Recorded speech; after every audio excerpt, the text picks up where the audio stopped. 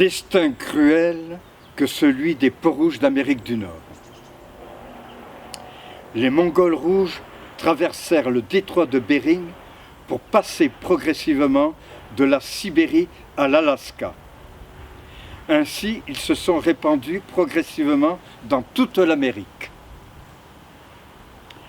Ce peuple noble fut poursuivi et décimé dans cet univers du Nouveau Monde, avec ses montagnes, ses prairies, ses vallées, ses forêts et ses déserts. Un pays dans toute son immensité que la race indienne a défendu avec acharnement pour préserver la création tout entière, la nature divine. Jamais dans toute l'histoire de l'humanité, aucun peuple n'a subi un sort aussi cruel qu'ont subi les Indiens d'Amérique du Nord.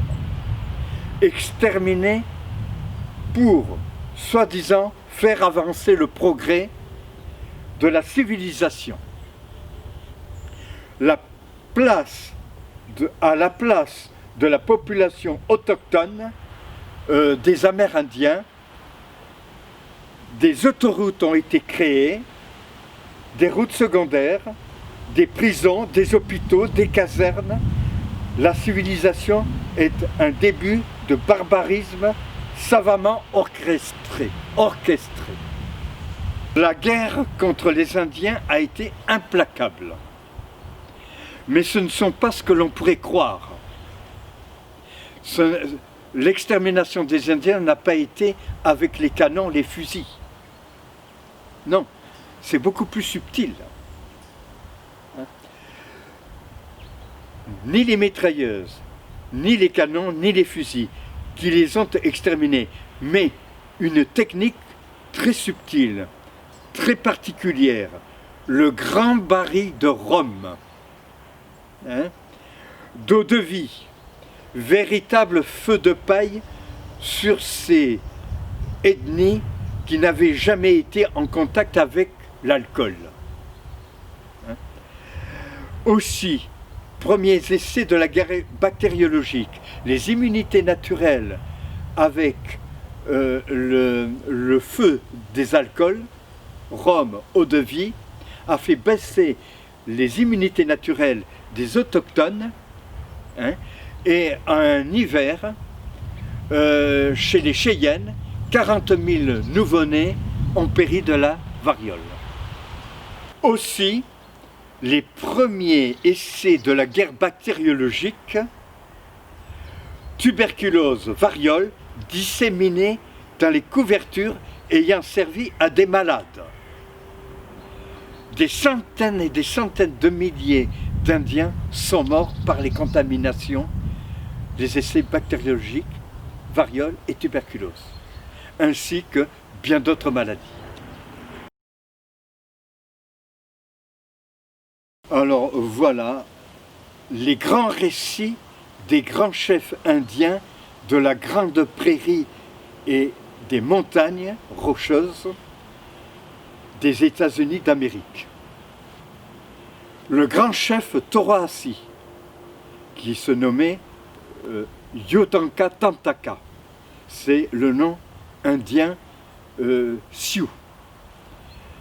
Il disait: nous ne voulons pas de l'homme civilisé. Les collines nous appartiennent. Si les hommes civilisés tentent d'en faire leur propriété, je les combattrai. Le récit de Plume de Corbeau. Les étrangers qui sont venus dans notre pays nous importunent. Ils agissent très mal et apprennent à notre peuple la méchanceté. Vous avez acheté notre pays. Il est le meilleur de ce que nous avons. Il est le mien. J'ai grandi. Ici, mes pères y vivaient et y sont morts.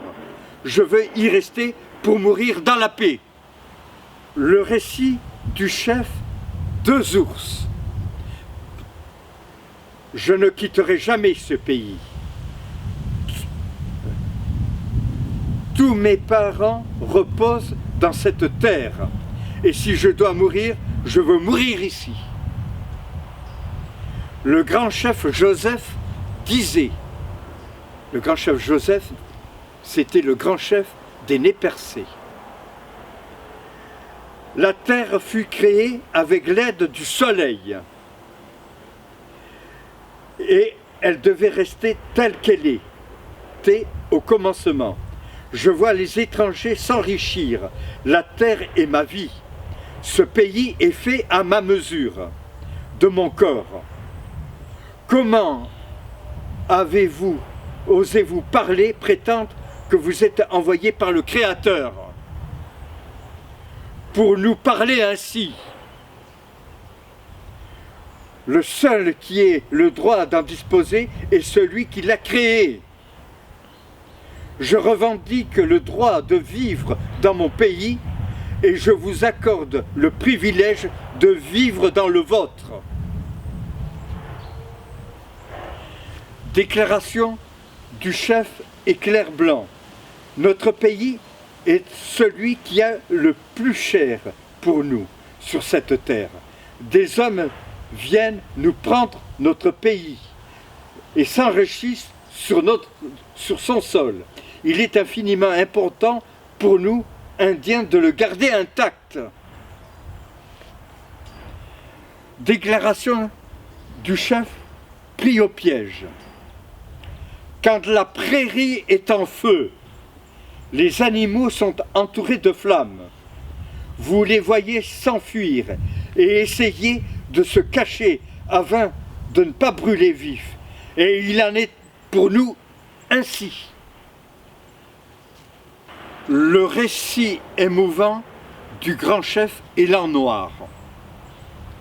Du sommet de ma vieillesse, je fais un retour sur le passé. Je m'aperçois que quelque chose d'autre est mort.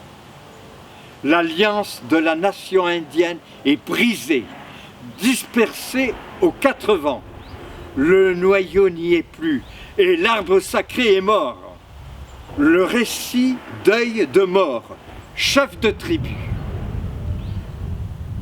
Vous nous avez tous parqués ensemble pour nous mettre à l'ombre. Cette montagne est notre richesse, mais vous l'avez prise. Vous les avez, vous les étrangers, vous êtes tous venus dans notre réserve pour vous approprier nos biens.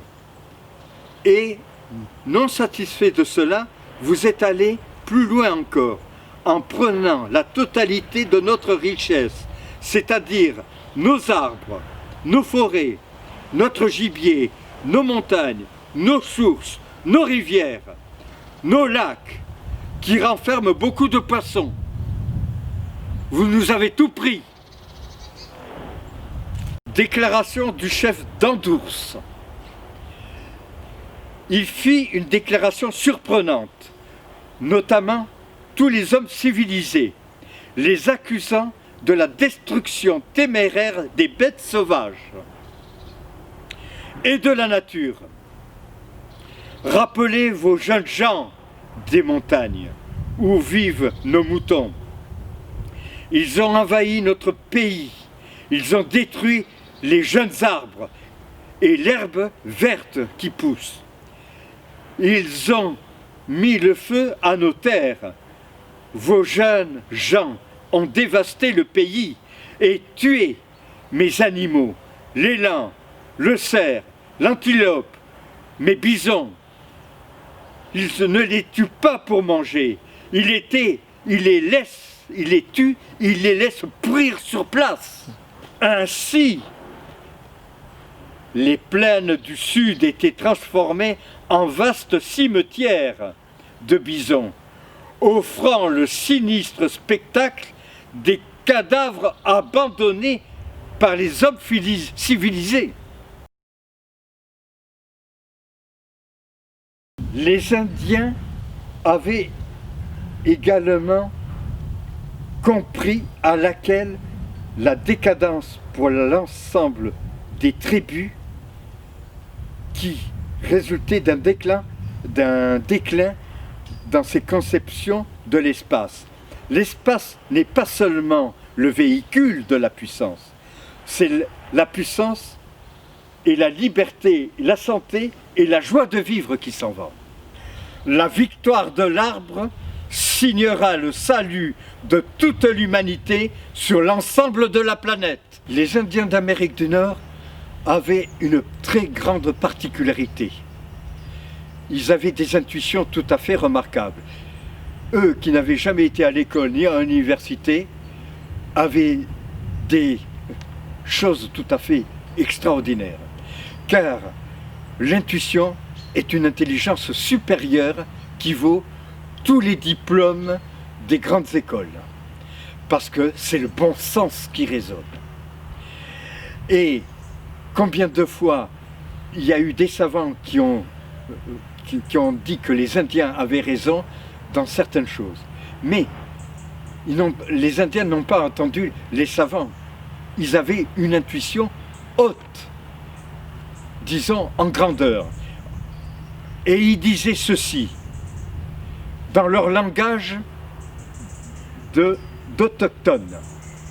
Il suffirait d'un abaissement ou d'une déviation de température, d'une déviation de l'axe de la Terre, de la hausse du niveau de la mer ou d'un changement de la composition de l'atmosphère pour anéantir notre existence.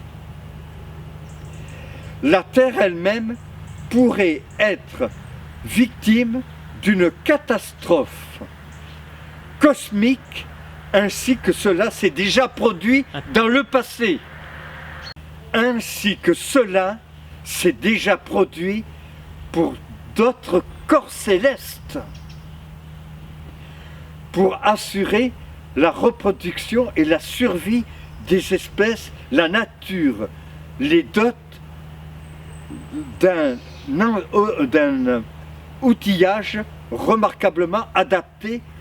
Telle est la nature de l'univers. La sagesse est la pièce maîtresse.